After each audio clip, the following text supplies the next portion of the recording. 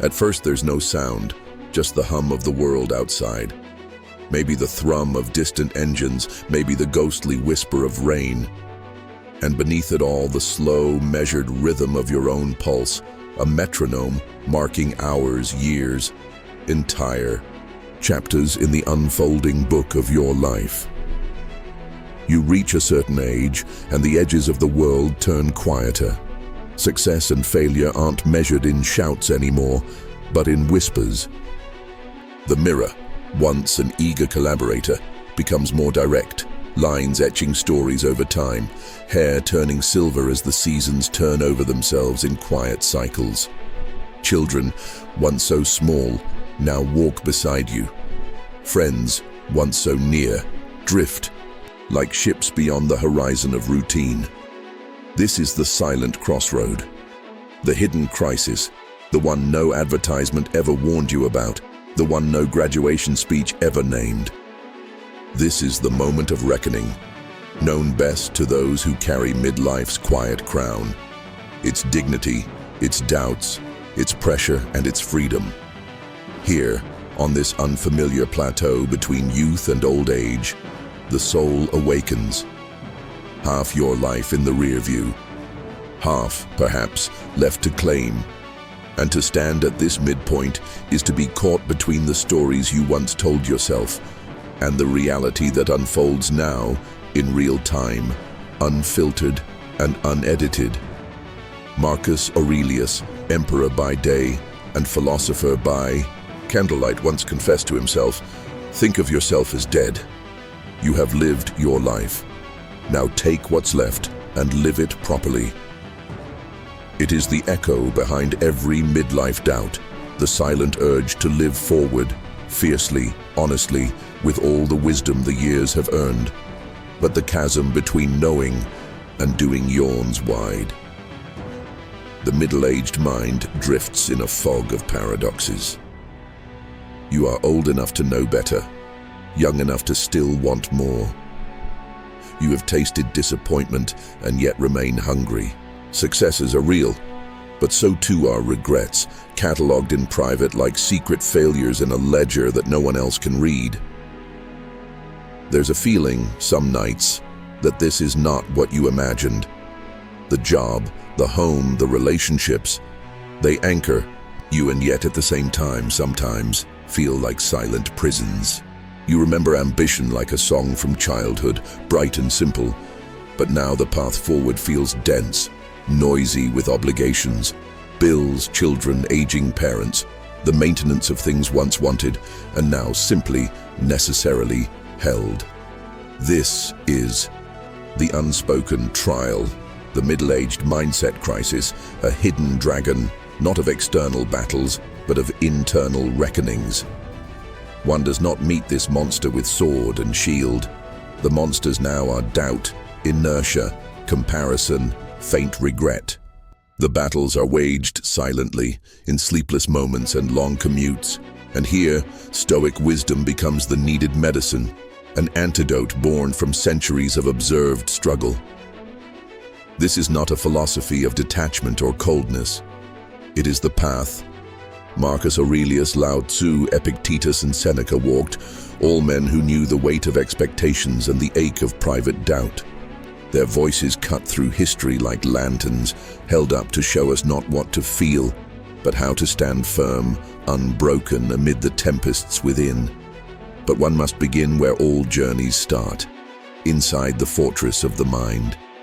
For the truth is raw and irreversible. How you think shapes how you live, and how you live determines how you are remembered, first by yourself and later by those who trace your memory. The first storm that brews is that of mindset, a clouded sky, heavy with expectations, carried from youth with dreams deferred or reconfigured by time's relentless edits. Here, stories you told yourself in your 20s, fame, fortune, perpetual vitality, collide with the steady routine of maintenance and caretaking. Epictetus, a slave who became a philosopher, warned, "Men are disturbed not by events, but by their opinion about events." And so you learn, painfully or not, that the world is not for us to master, but for us to interpret.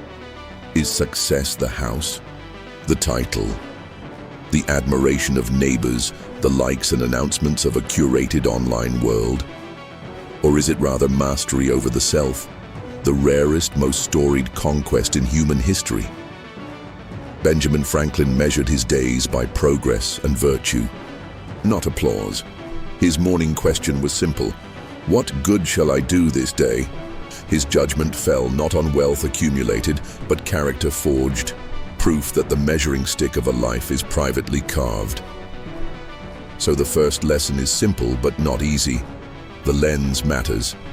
Midlife is not a rooftop from which to lament lost opportunities or to nurse the quiet horror that life's best moments are spent. It is instead a pivot point, a sacred, shocking chance to reframe what remains, to see yourself not as a finished manuscript, but a living draft. An artist, still painting. A sculptor, chisel in hand, still laboring with stone. The world will try to tell you otherwise. Social media will sell you the false mirror, that virtue and satisfaction radiate from status, appearance, novelty. Your culture will peddle nostalgia and urgency in equal measure, whispering that meaningful living is a lottery, a matter of luck, a game you may be too late to play. But if you listen, beneath the static, to the ancient voices, they will not shout. They will speak gently, insistently. Happiness and freedom begin with a clear understanding. Some things are within your control, others are not. Epictetus. You are not too late for meaning. Meaning does not expire. It is made, like bread from flour, each day in the oven of this present moment. So the healing begins with mindset. Choose to see the middle years not as a slow descent, but as a gathering of strength. Like a tree, roots deepening, branches spreading, silent but irrepressible. Marcus Aurelius, weathered by loss and war, wrote, "The impediment to action advances action. What stands in the way becomes the way." The crisis is not a barrier, but the raw red material from which new purpose is hammered.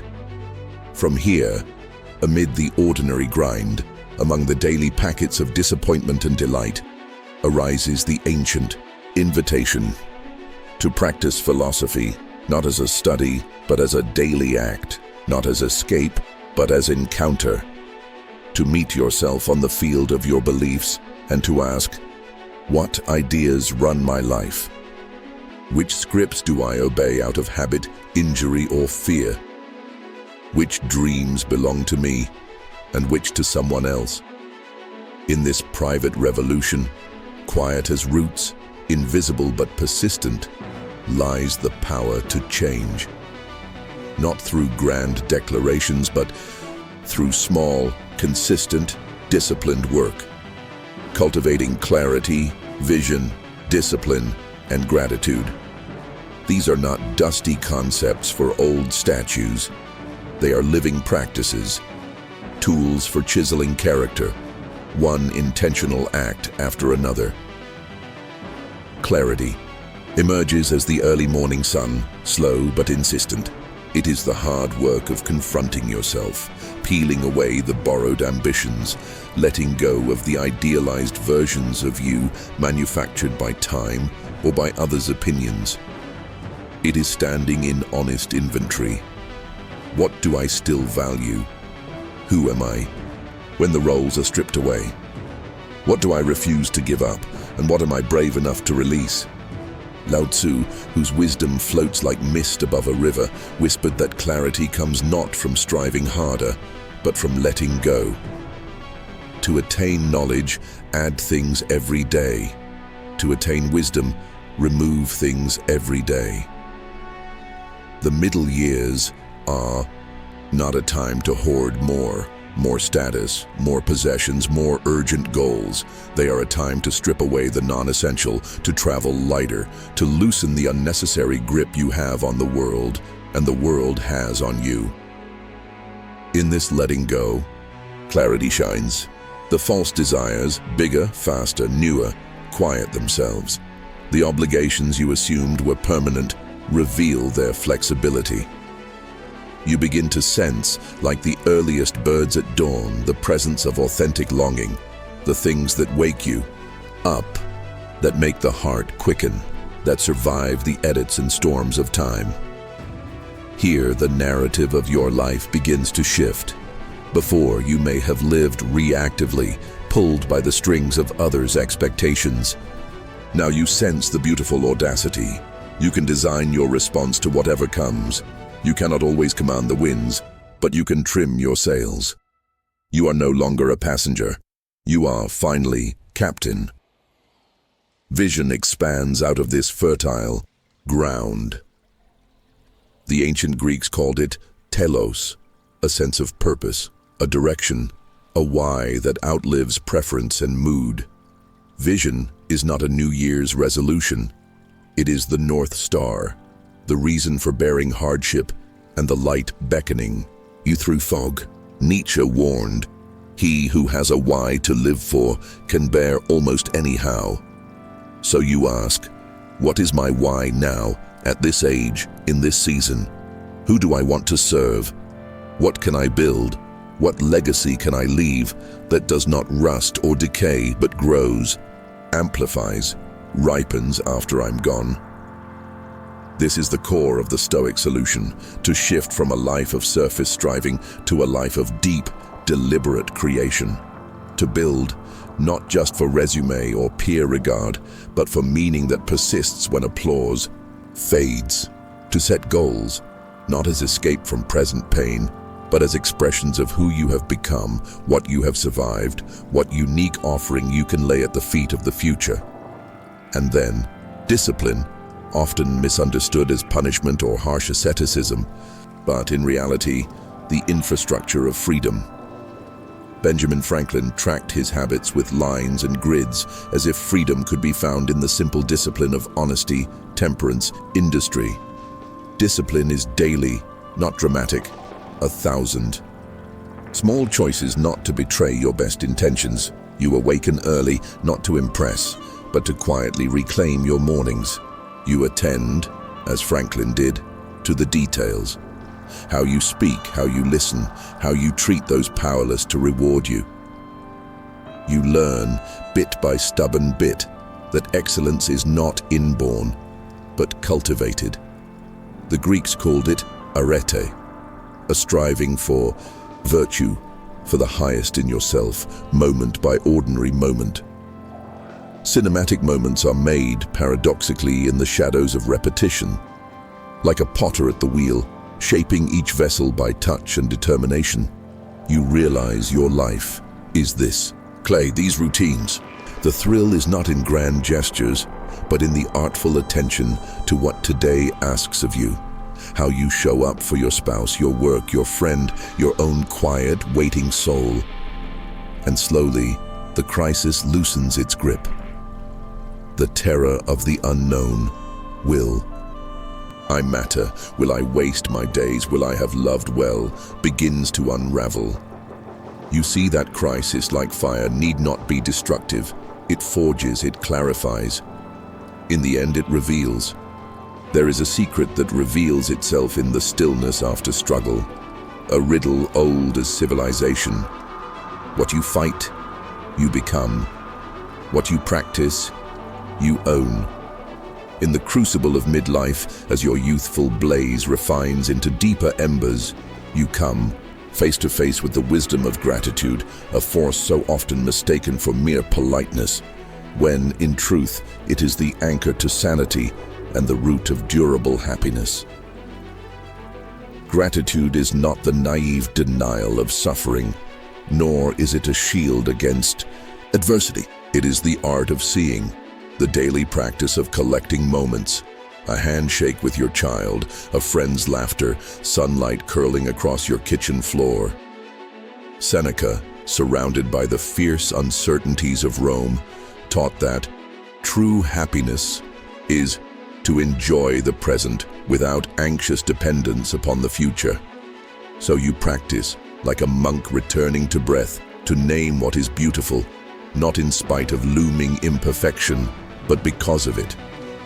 As years accumulate, regrets and losses gather in their invisible jars.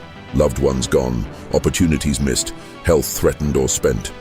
The pain does not make you bitter, it makes you aware. Benjamin Franklin, reflecting late in the glow of elderhood, observed, "Some people die at 25 and aren't buried until 75. The point is not to count victories, but to notice the life, waiting to be lived, disguised in ordinary hours, open to those paying attention." Gratitude, then, becomes rebellion against cynicism. It is choosing to see, again and again, what remains instead of what's missing. It is gathering the overlooked joys, the aroma of morning coffee, the miracle of a functioning body, the constancy of friendship, the thunderous kindness of your parents or partner or loyal friend. You become an archaeologist of goodness. You train your mind, that muscle of habit, to reach for what is working, what is beautiful, what makes the soul glad. From this ground, adaptability emerges, like wildflowers breaking through cracks in stone. The world, as you have learned and relearned, will not bend to your preferences. The dreams of 25 will fracture and calcify. The person beside you may change, and so spectacularly will you. Lao Tzu offered a metaphor. Life is a series of natural and spontaneous changes. Don't resist them. That only creates sorrow. Let reality be reality. Let things flow naturally forward in whatever way they like. The discipline of adaptability, then, is not passivity. It's the willingness to evolve, to allow your self-concept to shift, your dreams to reshape, your demands upon life to soften as you learn what sustains and what exhausts. In these middle decades, the wise learn to travel light. What you carried for approval, what you collected to fill empty spaces, what you fought to control. These idols are laid down so that your hands are free for what is essential. You learn to say yes to today as it arrives, unfinished and imperfect. You become river, not stone, reed, not oak. There is a gentle, hard-won humility in this surrender, the humility to say, "I do not know what tomorrow holds, but I trust my own ability to meet it." This humility is not weakness, but the birth of resilience. Nietzsche thundered, "That which does not kill me makes me stronger." But resilience is more than bare survival. It is the living art of recovery, the quiet willingness to grow wiser, gentler, and more honest because of the hardship, not in spite of it. To endure is not enough. Wolves endure, machinery endures. The human gift is to endure and be transformed by it, to draw insight from injury, to let the wound sing. Every scar becomes a story, every test a teacher. You learn, not easily and not quickly, that your worth is not anchored in what you accomplish, but in how you return, again and again, broken open but never broken down. You remember the old stories, the exile of Epictetus, the imprisonment of Mandela, the exile of Lao Tzu, the betrayals and bankruptcies and revolutions weathered by Franklin. None were spared, and none wasted their suffering. Each used pain as a chisel, not to harden the heart, but to carve it deeper, to create more space for empathy, forgiveness, wisdom. And so, living through midlife's private storms, the layoffs and losses, the illnesses and goodbyes, the inevitable letting go of what cannot be held, you learn the shocking redemptive power of gratitude and resilience intertwined. In suffering, you do not contract, you do not brace for impact. You open wider, like the sea absorbing the river. You do not shrink in the face of adversity, but expand, swallowing both pain and possibility with a spirit ready for whatever emerges. Next, adaptation, resilience, gratitude, they shape the mind, and the mind shapes your world. With these tools, the storms do not submerge you, they lift you.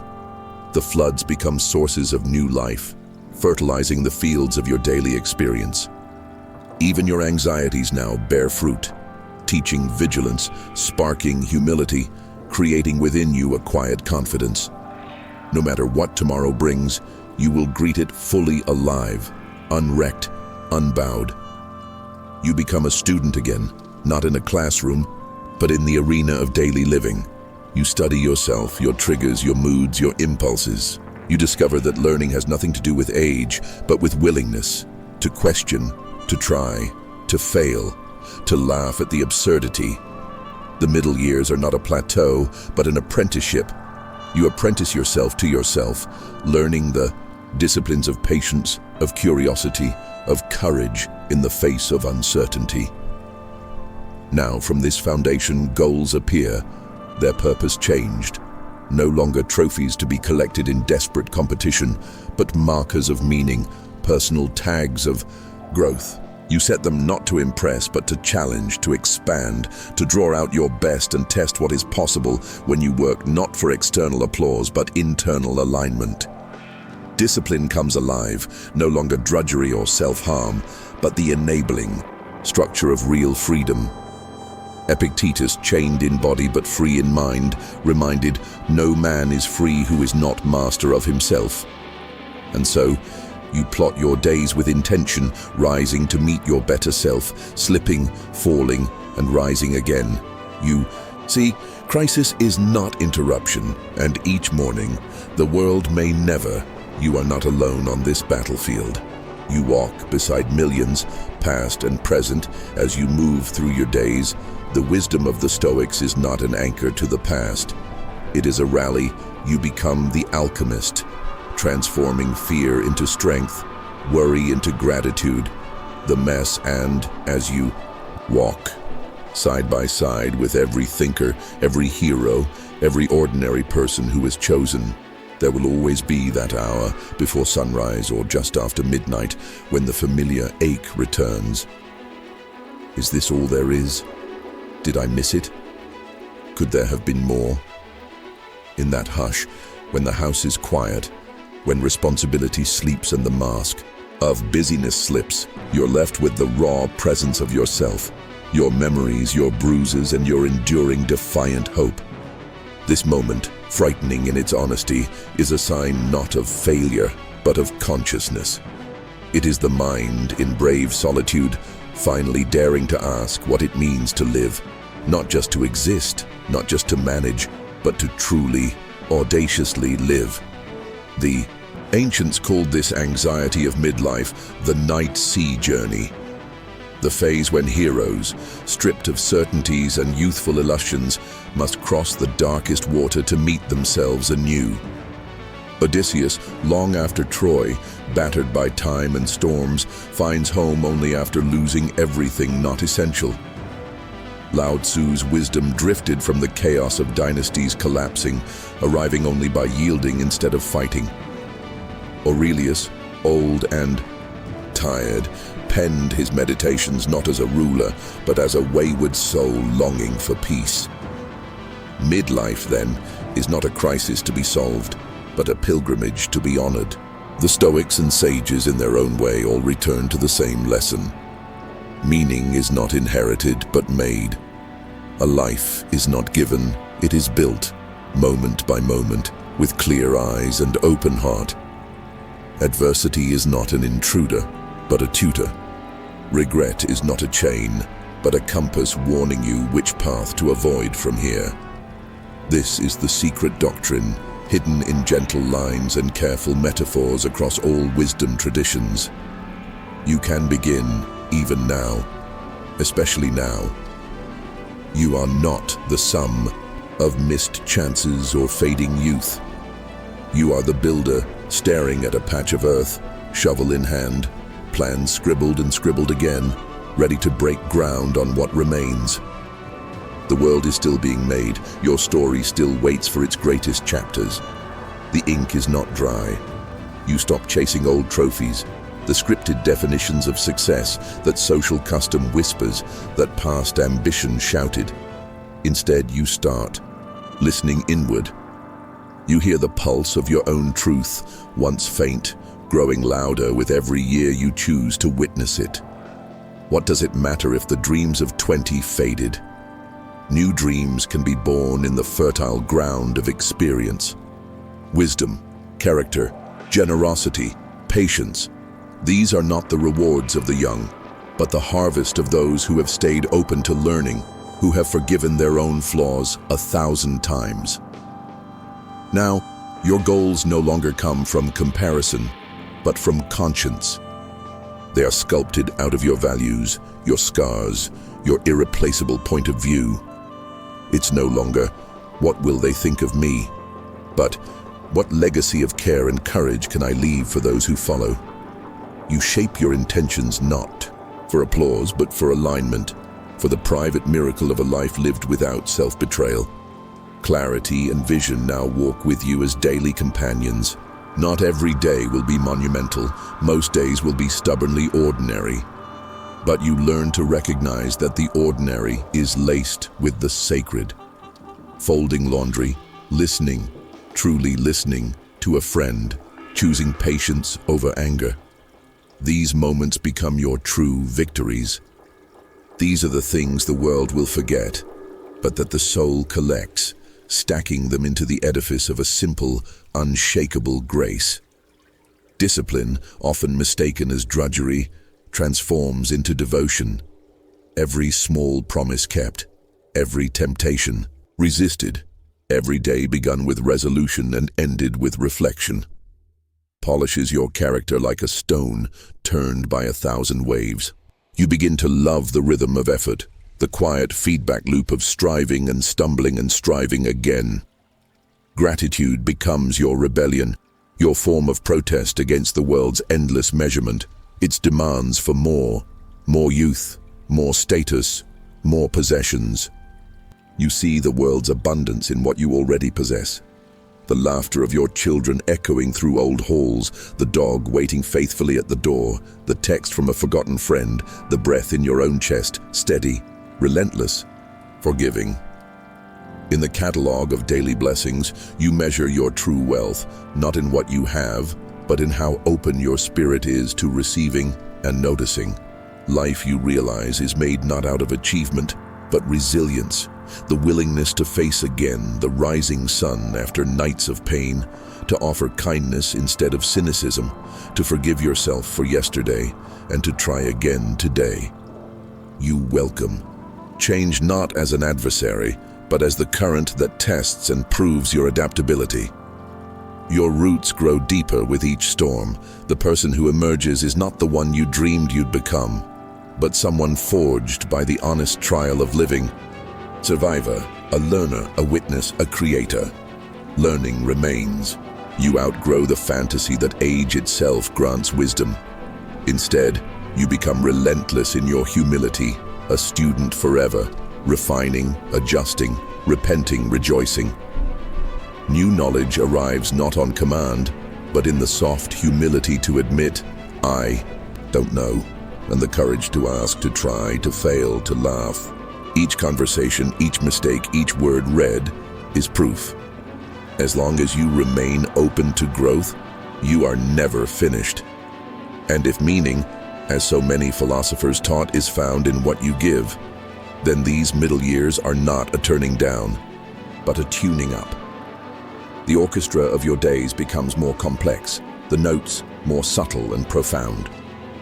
You find yourself giving more not out of obligation, but because generosity is the only antidote to the smallness of fear and regret. The more you offer, the less you need, the less you clench, the more you receive. There is no final arrival, no gate labeled enlightenment or fulfillment. There is only the practice every day of returning to yourself with honesty, rinsing your eyes of lies and daring to step forward, awake to possibility. No mantra, no method, no philosopher's name can do for you what a single moment of genuine presence can. A conversation with your own soul, undistracted, undismayed. You realize with a shock both humbling and wild, you are not late, you are not stuck, you are not disqualified by age or regret or missed chances. You are right where every great life begins, at the intersection of preparation and possibility, courage and fear. The horizon is not closing, it is calling. Your next act is yours to author if you choose. Every great thinker, every flawed hero, every aging ordinary person who has awakened to themselves has looked in the mirror and whispered, "Begin." Not because it is easy, but because it is necessary, and because time, that greatest teacher, is merciless and magnificent in its promise. You will never be younger than you are right now. This, therefore, is the best day of your life, not for what you possess, but for the opportunity to act, to shape, to grow, to love anew. So meet your crisis with open eyes, invite it in as the honored guest, and let it transform you. The middle-aged mindset crisis is not your enemy. It is the bell that wakes you, the guide pulling you onto the hero's road one more time. Accept the gifts of Stoic solutions: clarity, discipline, gratitude, resilience, learning, vision. Hold tight to who you are, let go of who you are not, and walk bravely, gently, humorously, fiercely into the dawn of your remaining days. Know this: your best work is always ahead. There is no finish line, no verdict etched in stone. There is only the unbroken dawn, and you are still becoming. The story hasn't ended. Turn the page, begin.